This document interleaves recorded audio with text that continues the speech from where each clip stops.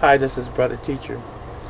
Most of you know that I am a martial artist, a student of martial arts still, regardless of my age, regardless of my status as a almost 50-year practitioner of martial arts and a grand master. I'm still a student. But with that said, the subject of this particular video is about how Bruce Lee influenced the martial arts world. I have had comments in time past to videos where I supported Bruce Lee's legacy and his credibility as a martial arts master and as an actor as well. And I've been met with the majority of very positive comments and accolades about Bruce Lee's accomplishments and so forth.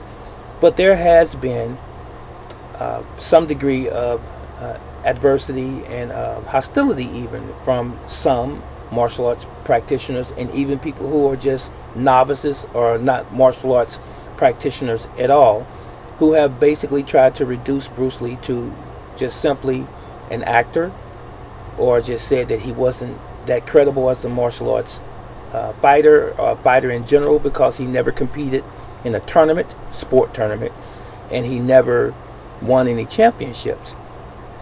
Now, on that last statement, championships and tournaments, and when you're talking about sports or the sporting aspect of martial arts, I'm going to say again that you cannot use that as a measuring stick to the credibility of a person's ability to fight in a street fight, not sports karate. I don't care how many championships you have won in a sports karate or martial arts arena. That has nothing to do with how you can fight on the street. I've done sport martial arts for many, many years, and I don't consider that as being anywhere near real fighting. And I know the difference, and I have taught my students over the past 3 decades the same. There's a distinct difference in sport versus street or real actual combat. Now, with that said, Bruce Lee's accomplishments in the martial arts world are phenomenal. Those people who don't believe that he was up to snuff and that he was not the martial arts phenom as most of us believe that he is and was, that's probably another discussion, but I won't participate in that one. I'll just continue to say that the world sees it differently. The world views Bruce Lee as the greatest martial artist of our time. I've also said, and I'm going to touch again on this, there were other great martial artists on the level of Bruce Lee and even perhaps beyond Bruce Lee. But those were not the individuals that surfaced. Bruce Lee was the one that challenged the world of martial arts as it relates to Asia. He was the one who surfaced from Asia and wanted to express himself, as he said, through martial arts. He said, honestly, martial arts to me is expressing oneself. And he did just that. He took what worked for him, Bruce Lee, and he perfected it. And he translated that which worked for him as it relates to actual fighting. He translated it on to screen, onto film.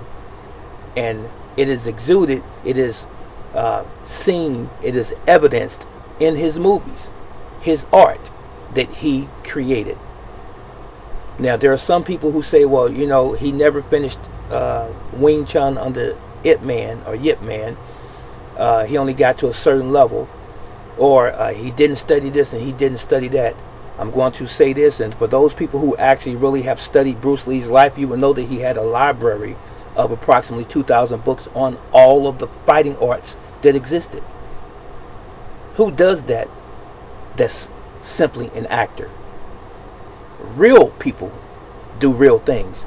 And Bruce Lee was a purveyor. He was a prodigy, so to speak, of martial arts.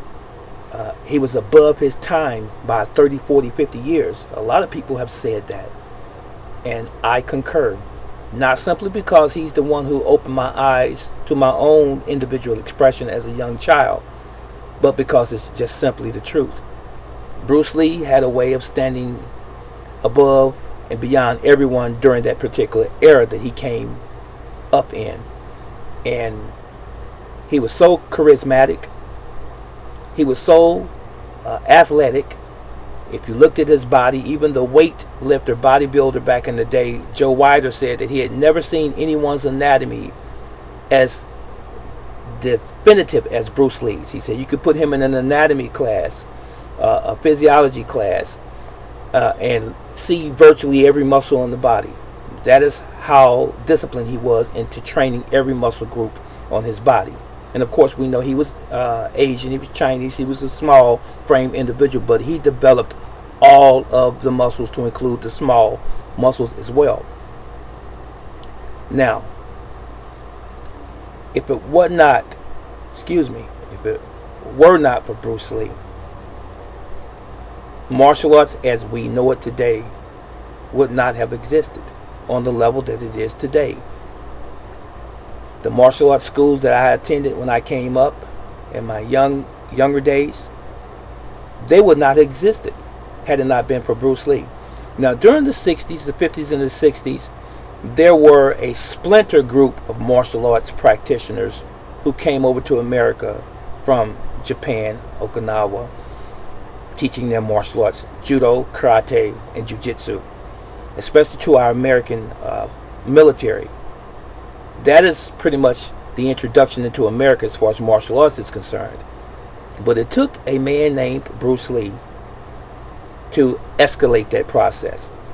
When Bruce Lee hit the golden screen, when he hit the movies, Big Boss, Fist of Fury, Chinese Connection, Way of the Dragon, which is also called Return of the Dragon, of course, let's not forget Enter the Dragon, he put a twist to martial arts. He put an enthusiasm behind everyone that studied martial arts during that time and everyone who didn't even know what it was. And he made everyone want to do martial arts, virtually. And there became martial arts schools in every city. Every 5 or 10 block radius, there was a martial arts school popping up. All because of Bruce Lee. And if we're honest with ourselves, we will know that there are many people today who tell the truth and say, had it not been for Bruce Lee, we would not have the popularity, we would not have been able to sustain the martial arts school or series of schools these many years, had it not been for the Bruce Lee era, 60s and 70s. He was the one who was responsible for martial arts taking off in America and the world. Bruce Lee, and only Bruce Lee. Would it have ever happened without him? Probably in another 100 years. It could have eventually gotten to that point. Now, I'm not trying to beat a dead horse. And I'm not a Bruce Lee fanboy, as people have called me. I'm just someone who is a realist, who studies, trains, and teaches the martial arts for almost 50 years now. And I still stand on the fact that Bruce Lee is responsible for the popularity of the martial arts today in the world, not just America, but in the world. And there's a group of people, many of them are splinter groups across the planet, that don't really want to buy that. They don't really want to give him credit. They didn't want to give him credit back in the 70s because he was Asian, because he was Chinese, and there was tension between America and China at the time. Bruce Lee broke that bond, or that wall down between Asia and America. And he opened up the floodgates. So Asians were not just seen, as Bruce Lee said in one of his movies, as sick men. They were someone to reckon with. And if we're honest again, every American school that's taught by a black man, a white man, or whomever, it all started with the Asians here in America. Started with the Asians. So if the Asians were not up to snuff, if the Asians were not as good as they purport to be, with their thousands of years of history in the martial arts, then why are we teaching Asiatic martial arts in America and the world? Thank you, Bruce Lee, for being an example of someone coming from an environment where you were not looked at as being anyone great. I'm speaking Chinese right now. And you came to another country and you brought the history of your culture, your martial arts to America, and you expressed yourself to America and the world through martial arts. And now back in hindsight, we all look and say, you're the reason why we are where we are today in the martial arts. And if no one else ever agreed with that statement, me agreeing is enough, because he affected my life in the most positive way. I love you, Bruce Lee. Long live your legacy, and you will continue to withstand the test of time with your contributions to the great martial arts as we know today. We all love you, and you are still truly missed. This is Brother Teacher. I'll see you in the next video. So long.